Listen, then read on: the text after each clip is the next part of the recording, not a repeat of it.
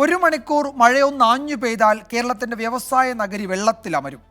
Kochi corporation പരിധിയിലും Thrikkakara Kalamassery നഗരസഭകളിലും സമാനതകളില്ലാത്ത പ്രതിസന്ധിയാണ് കഴിഞ്ഞ ദിവസങ്ങളിൽ കണ്ടത്. മഴ ഒരൽപ്പം മാറി നിന്നിട്ടും നഗരത്തിലെ വെള്ളക്കെട്ടിന് അറുതിയില്ല. മഴക്കാല മുന്നൊരുക്കങ്ങളിൽ വീഴ്ച വന്നുവെന്ന് കൊച്ചി കോർപ്പറേഷൻ മേയറും നഗരസഭാ ചെയർപേഴ്സൺമാരും ഇന്ന് തുറന്നു സമ്മതിച്ചു. എറണാകുളത്തെ വെള്ളക്കെട്ട് എന്ന് പരിഹരിക്കപ്പെടും? അതൊരു ചോദ്യമാണ്, ആർക്കും ഉത്തരമില്ലാത്ത ചോദ്യം. കാരണം എങ്ങനെ പരിഹരിക്കണമെന്ന് ഒരു ധാരണയും തദ്ദേശ സ്വയംഭരണ സ്ഥാപനങ്ങൾക്ക് ഇതുവരെയും വന്നു ചേർന്നിട്ടില്ല.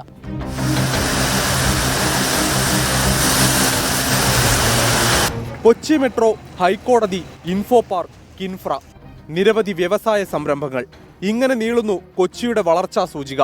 പക്ഷേ ഒരൊറ്റ മഴയിൽ ഈ കെട്ടിപ്പൊക്കിയ കെട്ടിടങ്ങളെല്ലാം വെള്ളത്തിലാകുന്ന കാഴ്ചയ്ക്ക് പതിറ്റാണ്ടുകളുടെ പഴക്കമുണ്ട്. ഇത്തവണയും അതിന് മാറ്റമില്ല. കൊച്ചി നഗരസഭാ പരിധിയിലെ വെള്ളക്കെട്ട് പരിഹരിക്കാൻ മാറി മാറി വന്ന നഗരസഭാ ഭരണസമിതികൾ യഥേഷ്ടം പരിശ്രമിച്ചു. പകുതി പദ്ധതികളും കടലാസിൽ ഒതുങ്ങി.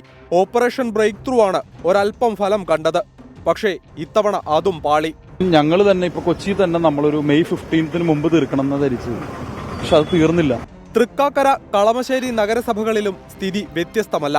400-ലധികം വീടുകളാണ് വെള്ളത്തിലായത്. അപ്പോഴും വീഴ്ച അംഗീകരിക്കാൻ കളമശ്ശേരി ചെയർപേഴ്സൺ തയ്യാറല്ല.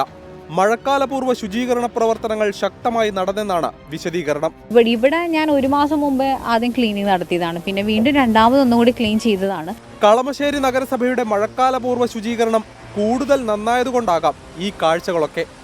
എടപ്പള്ളി തോട് കഴിയാവുന്നിടത്തോളം ക്ലിയർ ആക്കാനുള്ള പദ്ധതി 2 ദിവസം കൊണ്ട് ചെയ്യണമെന്ന് കരുതുന്നു. ബാക്കി മുനിസിപ്പാലിറ്റി അവരും 2 ദിവസം കൊണ്ട് പൂർണ്ണമായിട്ട് ക്ലീനിങ് നടത്തുന്നു. സർക്കാരിനെയും ജനപ്രതിനിധികളെയും മാത്രം കുറ്റം പറഞ്ഞിട്ട് കാര്യമില്ല. ഓടയിലും കാനയിലുമെല്ലാം കെട്ടിക്കിടക്കുന്ന മാലിന്യങ്ങൾ തനിയെ വന്നടിഞ്ഞതല്ല. ഏതൊക്കെയോ കാലത്ത് ഏതൊക്കെയോ സമയത്ത് ആരും ചോദിച്ചു വരില്ലെന്ന ഉറപ്പിൽ നമ്മൾ തന്നെ വലിച്ചെറിഞ്ഞതാണ്. ജനങ്ങളുടെ പൂർണ്ണ സഹകരണമില്ലാതെ എറണാകുളത്തെ വെള്ളക്കെട്ടിൽ നിന്ന് രക്ഷിക്കാനാകില്ല. വെള്ളക്കെട്ട് പരിഹരിക്കാൻ കോടികൾ മുടക്കി പുതിയ പദ്ധതികൾ തയ്യാറാക്കണമെന്നൊന്നും പറയുന്നില്ല.